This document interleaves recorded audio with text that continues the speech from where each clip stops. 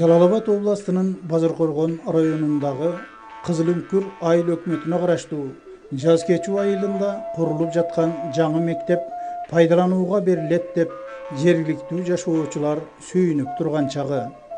Тоо койнундагы жаз кечүү дарыясынын өйүз бүйүзүндө чачкын отурукташкан 150 түтүнгө жакын элдин уул кыздары ушул кезге чейин шартка байланыштуу ар кайсы жердеги мектепте билим улашса, эми типтүү курулган жаркыраган билимканада тарбия алышмакчы.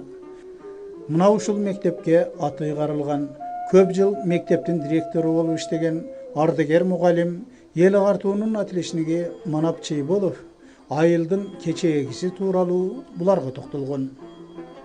Ал мезгилдерде бул жерде 4кө чейин гана мектеп болгон. Нар жагында мектеп жок болчу. Мектепти бүтүш үчүн мынабу Ооган талаага Сузак районунда, Базаркоргон районундагы ошо жерден номер 3-чү, азыр номер 17 болчу, орто мектебинен бүтүп келгенбиз. Бүтүп келгенден кийин менин направление менен ушу жаз кечүү айылына мугалимдикке жөнөткөн. Ошол 1968 жылы şu жерге мектепке мугалим болуп орноштум. Ошондон бери барып, андан кийин Ош педагогикалык окуу жайына тапшырып, аны бүткөндөн кийин ушу мектепте мугалим болуп иштедик. Мугалим болуп иштегенден кийин мынабу жерге, мынабу көрүнгөн жер мектеп эле бул жер.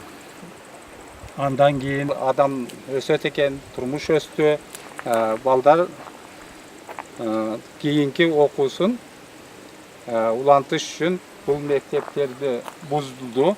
Азыр мына ол жактан жаңы мектеп курулуп атат. Ошо жаңы мектеп азыркы шартка байланыштуу быйылкы жылы пайдаланууга жакында берилет. Ага чейин дагы 2-3 жолу мектеп ачтык.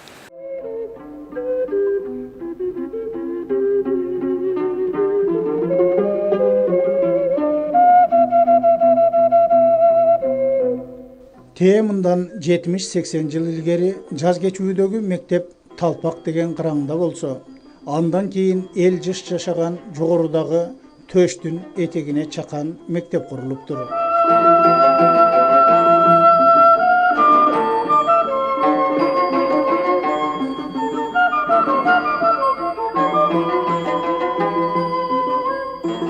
Birinci келгенде 29 бала болчу. Birinci gelgen, men birinci gelgenimizde. Бул кайсы жылдар? Бул 68 жылдары. 1968 жылдары. Андан кийин ал балдардын дагы 3 мугалим эле анда. Мектептин башчысы, анан кийин 2 мугалим, анан кийинки мезгилдерде бул жер Сузак районунун Карачеле. Ошол жерден окуйт эле, окуп, анан кийин Базаркоргонго которулуп келингенде, азыр мына жакшы балдар өстү, кийинки утуруп өсүп отуруп 158 окуучуга жетти. 158 окуучуга жеткенден кийин мектепти бөлүп өзүнчө мектеп бөлүндү дагы. Мына аерден мугалимдери келе баштады, жаңы мугалимдери келди. Мына Кызылүңкүрдөн келди. Мына ал Кызылүңкүрдөн келген Рахманов Сайдилла деген бар эле, Тажыбаев Тешебай деген бар эле. Андан кийинкиси эжекелерибиз келди. Ошактан келген Өсөркулова Айымкан деген азыр мына иштеп атат. Андан кийин Печелева Айсалкын дегендер келип ушу мектепке чоң салымдарын кошкан.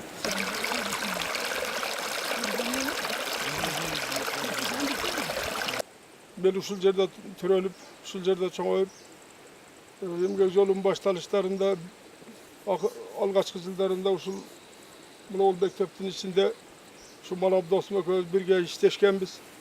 Бул жерден баягы тоонун жери, ар жерде Коктогулакта дөңдөргө үйлөр салынып, мына ул көрүнүп турган жолдор менен түшүп келип балдарыбыз окуса эле Özümüz dağı böyle o tömen jakta jaşaydılar, al jaktan gelip şu yerde nasip eken 4 yıl işte ondan kesibim kotarıp ketken başka. Buna ol yerde yaşıtın altında çok cam göç buladılar. Terekten.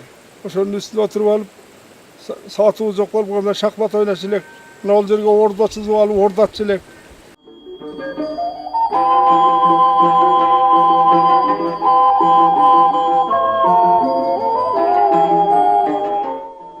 Mezgildin ötüşü menen mektep azırkı tiptүү mektep düşüp жаткан жerdеги береги içi 5-6 bölmödөн турган konuşka жылдырылган.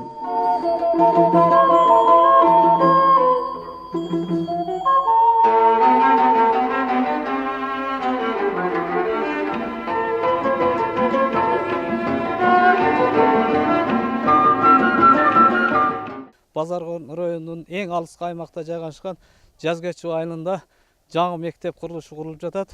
Башкача айтканда бул жер 110 километр алыстыкта район боюнча. Мунун аймагында айтсак 20 километр кышкысын техника жүрбөйт, өтө оор абалда. Азыркы мезгилде 105 окуучубуз бар. Мектеп салынса, бу жерде али жаштар жылдан жылга шаарга кетип аттылар. Жаштар өзүбүзгө тартылып, кайрадан көбөйөт деген үмүттөмүн. 12 mugallimimiz var. Kadrlar, özüzden çıkan kadrlar, başka yaktan kadrlar gelse bizge or şartımızdan könükpeydi. Oşon üçün özüzden kadrları çıkarıp, özüzden emgektenemiz. Ушул жерден тоолуктардын далай улан кыздары билим алып, республикабыздын ар кайсы тармагында адистик, атуулдук вазифаларын аткарып, башкалардан кем калбай жашоо көчүн улап келишет. Жол татаалдыгына карабай материал бар жок келип жатат. Кудай буйруса сентябрга ачылышын кылабыз деп аракет кылып атабыз. Фирманын аты ОСО Сантех Монтаж. 100 орунлуу мектеп куруп жатабыз. Азыркы учурда бир 18-20 адам иштеп атабыз. Шарттары жакшы, бар жок, тамак аш баары жайында. Келечек ээлери эсептелген жеткинчектерибиздин билим уясы болгон мектеп эртерээк ээлерине өткөрүлүп, жаштарыбыз жаркыраган типтүү мектептен билим алып калат деген ак тилектүү үмүттөр ишке ашаарына эсептелүү убакыттар калыптыр.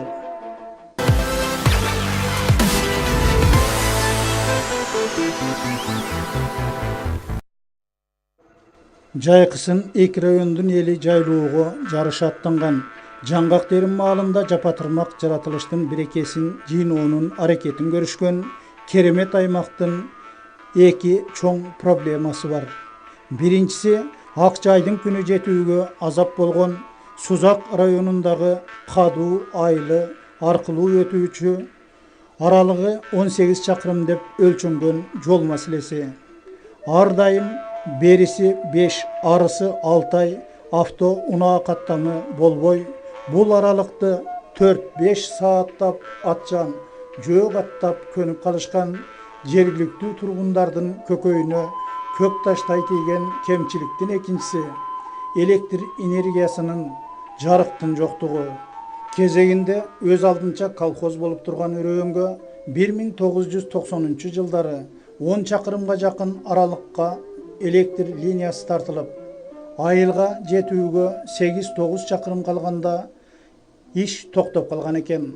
Ошол токтоп калган боюнча жазгечүүлүктөрдүн муңун эч ким тыңшабай, ал эми бир топ жерге барып калган электр линиясынын карагайларын, зымдарын айрым эки аяктуу ууру бөрүлөр тоноп кетишкендиги жомок болуп айтылат.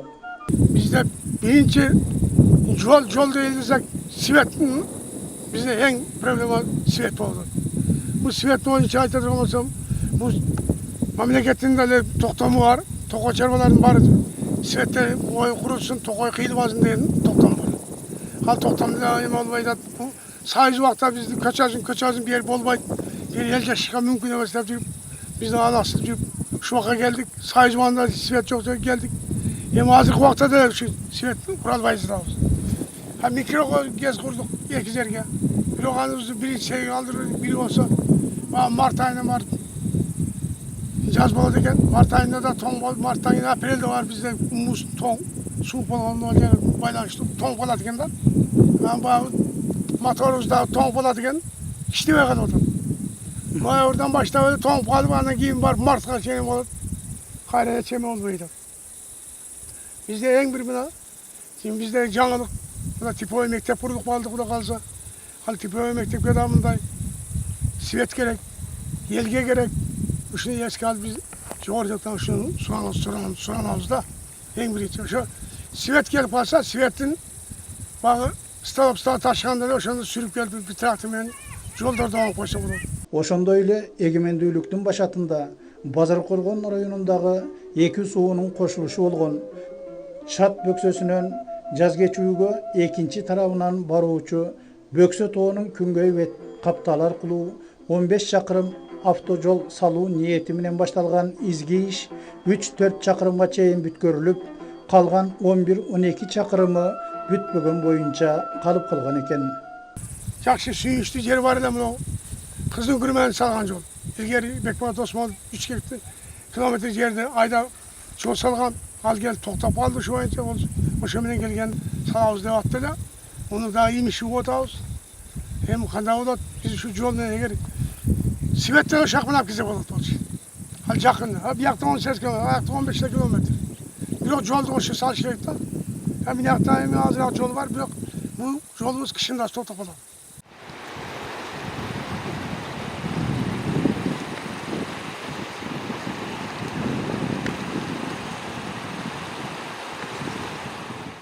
Biz hem şu Жазгечүүдө 71 жылдан бeri uşu жерде жашап келатабыз. Свет дегенди билбейбиз. Солярка, чырак, ушуну кечинде раштайбыз. Түнү менен эптеп жагып чыгабыз. Эшке жарыкка фонарик да ал маалда жокко селе болчу. Паныз дегенибиз бар эле. Ошо менен сыртка чыгып мал жаныбызды эптеп багып, жыгдыйтан бир техникалар жок. Мындай тыныкке ташып, шыйпырлаш ал маалда жок эле да камыш болчу тамдарыбыз. Ошентип кыйналып кысталып же жогортон көңүл бурбай союз кыйратат деле союз деле кыйрабай өзү кыйрап ушу менен эч кимдин оюна келбей эле четте кала берген экенбиз. Өзүбүздү өзүбүз көтөрмөлөп эптеп жашап келайттык. Ариет менен намызды алсаң чериңи жазылат. Колуң менен дастаркан салсаң чериң жазылат. Эй шилтегенде каз алса куштун чери жазылат. Кармаганды бүткөрсө иштин чери жазылат. Качыратып чайнаса тиштин чери жазылат. Босого бою кар жасая кыштын чери жазылат. 25-ке жык толсо күштүн чери жазылат. Көш кайнатсаң мол салып туздун чери жазылат. Эй шыбырашып сүйлөшсө шыңкылдашып күлүшсө кыздын чери жазылат. Алыскыны тез көрсө көздүн чери жазылат. Артыкча чечен сүйлөсө я сөздүн чери жазылат. Шамал келсе ыркырап кырдын чери жазылат. Сындабайты отурса ырдын чери жазылат. Эй боёкчуга жолуксаң сырдын чери жазылат. Телефон кагып сүйлөсөң зымдын чери жазылат. Барганы жакшы жер болсо я кыздын чери жазылат деп айттым эле. Ошо светибиз болсо жок дегенде мындай немелер келип өзүбүзчө эле чер жазып кичине айылда деле таланттуу жаштар мага окшогондор көп болчу. Мунун айынан ажырашкан күндөр да болду арасында. Эми бул талант деген адамды жолдон чыгара турган бир кесел сыяктуу нерсе болот экен.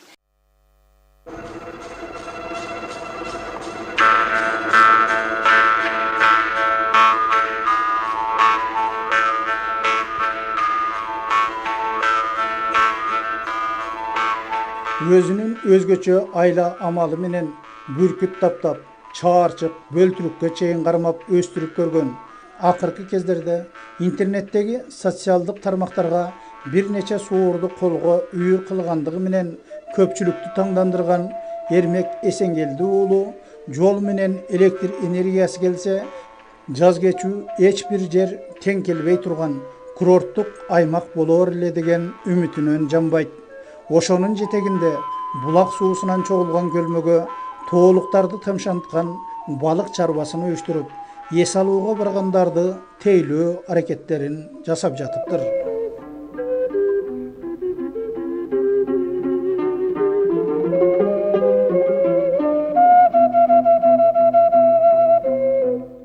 Şu mına Motoköl'de bir yerde köl var ile murtattan eskiden ilgerten turgan kölder var ile.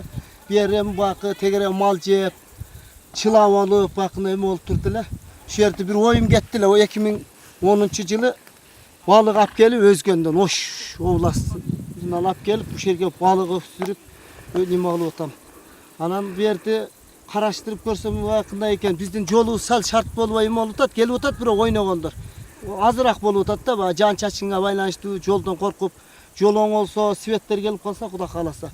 Bu şerge bir kurotunu zona kılıp kırgız üyler tigip beyeminin sütünü içişip bu yerden balık karmap jep dursa olat gelgenler oynap kesse göңүл açsa olat es alsa salkın da çımın çirkey degen çakbayt bir yerde kuda kalasa jakşı yemeler var. Es alsa öte jakşı yemeler şart düzülgön. 2013 yılı balık bakkan boyun hazır kuda kalasa 4 kilo 5 kilolikler var ya ança kayırmak benim oldu. Torga yemeğe cevap vermem şu bal kayırmak beni tutu açacak.